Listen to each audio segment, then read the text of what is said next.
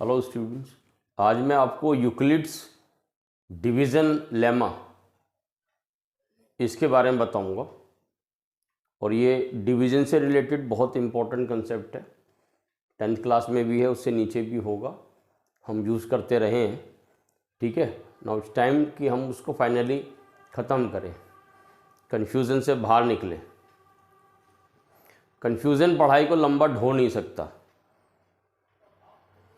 आपको एक ना एक दिन पढ़ाई की तरफ ध्यान करके, पढ़ाई की तरफ मुंह करके बैठना पड़ेगा, फेस करना पड़ेगा।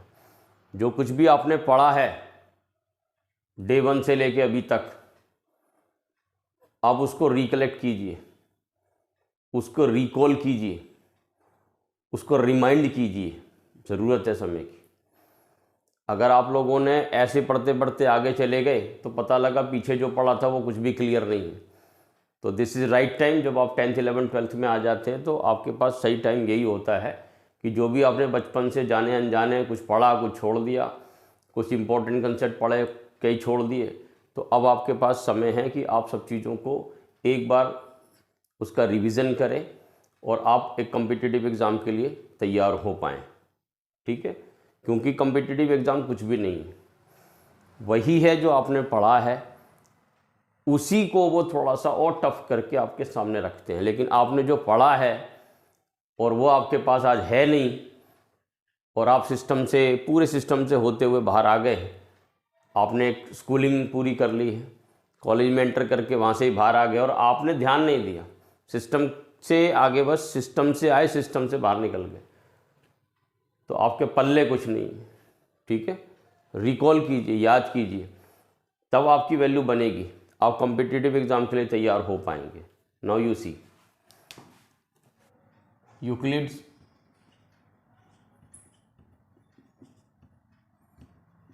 Division lemma.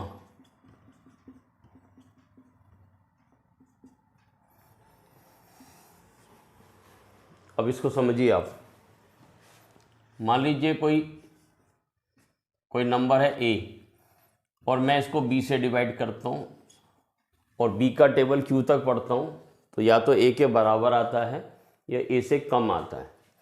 वो मान लीजिए सर्टेन वैल्यू, मुझे नहीं पता अभी क्या है, बट इसमें से ये हमने माइनस किया तो यहाँ पे आ गया रिमाइंडर r। तो यूक्लिड डिवीज़न लेमा हमें बोलता है कि जो a है, यानी कि ये जो डिविडेंड है, ये बराबर होता है b into Q plus r। अब मैं एक एक करके बताता हूँ। ए का मतलब है ये डिविडेंड है, डिविडेंड,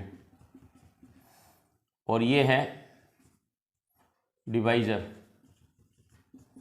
और ये है क्वोशंट।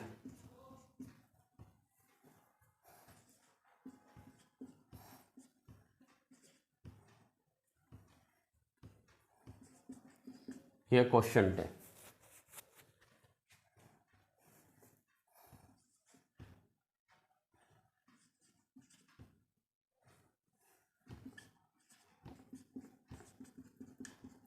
क्वोशंट, और ये है आर मीन्स रिमाइंडर।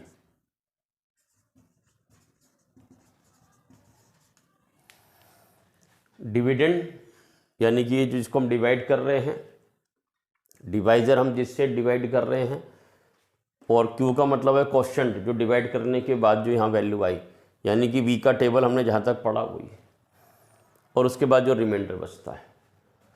अब ये जो रिमाइंडर है ना, इसकी एक कहानी है। ये रिमाइंडर या तो 0 के बराबर होगा या 0 से, रिमाइंडर जो है 0 से बड़ा होता है। ठीक है, या 0 भी आ सकता है। कई बार आप देखते हैं यहाँ कुछ नहीं बचता है, तो यानी कि 0 बचा। तो या तो 0 के बराबर होगा, ये वाला साइन है लेस देन इक्वल टू का, 0 is less than equal to r, मतलब 0 या तो रिमाइंडर से कम होता है, ये तो आपको मालूम है। अगर ये रिमाइंडर 0 से ज़्यादा है, वो तो माना जा सकता है, 0 से ज़्यादा हो सकता है, 0 भी हो सकता है, लेकिन किसी भी हालत में ये b से छोटा होगा। अगर ये रिमाइंडर बी से छोटा नहीं है तो इसका मतलब ये है कि हमने बी का जो क्यू तक टेबल पढ़ा था वो इसके नज़दीक नहीं पढ़ा, ज़्यादा गैप था उसमें, हमने टेबल सही से नहीं पढ़ा। तो जब इसका टेबल यहाँ तक पढ़ते हैं तो इसके आसपास की वैल्यू देखते हैं। अगर उससे नेक्स्ट हम टेबल पर जाते हैं, यानी कि इसको इससे मल्टीप्लाई कर रहे हैं, अगर इससे बड़ी संख्या हम ले लेते हैं तो हो सकता है वो ए से पार चला जाए। लेकिन अगर हमें ये वैल्यू देखना है जो बी का क्यू तक टेबल पढ़ना है तो वो ए से छोटा आना चाहिए या बराबर आना चाहिए। अगर बराबर आ जाएगा तो रिमाइंडर 0 और छोटा आएगा तो रिमाइंडर बचेगा। लेकिन किसी भी हालत में जो रिमाइंडर है वो बी से छोटा होना चाहिए। अगर वो बी से छोटा नहीं आ रहा रिमाइंडर तो इसका बिल्कुल सिंपल मीनिंग है कि हमने बी का टेबल सही से नहीं पढ़ा। ये रिमाइंडर अगर बी से बड़ा आ रहा है तो इसका मतलब बी का टेबल एक और पढ़ना चाहिए था ताकि आर बी से छोटा आए। ठीक है, तो ये कंसेप्ट जरा ध्यान रखना, जिसको हम कहते हैं यूक्लिड्स डिवीजन लेमा।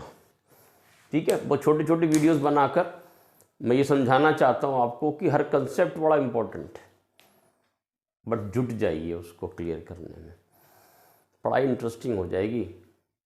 आपको लगेगा यस कि ये बहुत अच्छी चीज़ है कि अब हम कंसेप्ट को क्लियर कर पा रहे हैं, thanks to the technology,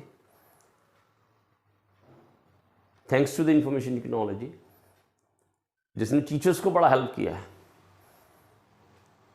I know my days, जब लॉकडाउन हुआ, मेरी तरह सभी टीचर्स, मैं बहुत टीचर्स को जानता हूँ दिल्ली में, लगभग सभी टीचर्स को मैं जानता हूँ। बड़ा सर्वे मैंने किए हैं टीचर्स, बहुत सारे स्कूलों में, बहुत सारे कोचिंग सेंटर्स में मैं गया हूँ, मैंने बड़े सर्वे किए। और लॉकडाउन में बहुत सारे कोचिंग इंस्टीट्यूट, बहुत सारे स्कूल, प्री स्कूल्स बंद हो गए। ठीक है, और मैं आज प्री स्कूल खोलने का फ्रेंचाइजी देता हूँ। तो मैंने देखा कि उसी समय मोबाइल फ़ोन ने बच्चों को टीचर से कनेक्ट करा, क्योंकि ज़्यादातर बच्चे दिल्ली से अपने होम टाउन चले गए थे, तो इंटरनेट चलता रहा, मोबाइल बहुत बिके हैं लॉकडाउन में, या जिन पे जो मोबाइल था उसी से वो थोड़ा टेक्नोलॉजी का उन्होंने सहारा लिया और बच्चों तक पहुँचे। ऑनलाइन स्कूल की भी ऑनलाइन क्लासेस हुई। तो ये टेक्नोलॉजी का बहुत अच्छा टाइम रहा, और जहाँ से टेक्नोलॉजी आज हमारे अंदर घर कर गई, और जो लेटेस्ट से लेटेस्ट ट्रेंड आने वाले हैं, अब तो बहुत टेक्नोलॉजिकली इतना एडवांस हो जाएगी दुनिया, तो हमें टेक्नोलॉजी का सहारा लेना है। तो अब ये टेक्नोलॉजी हमारे पास है कि मैं वीडियोस बना के ज़्यादा बच्चों तक पहुंच सकता हूं, तो मैंने ये स्टार्ट किया। आप इसको सीखिए, ठीक है, और आगे बढ़िए। Thank you so much.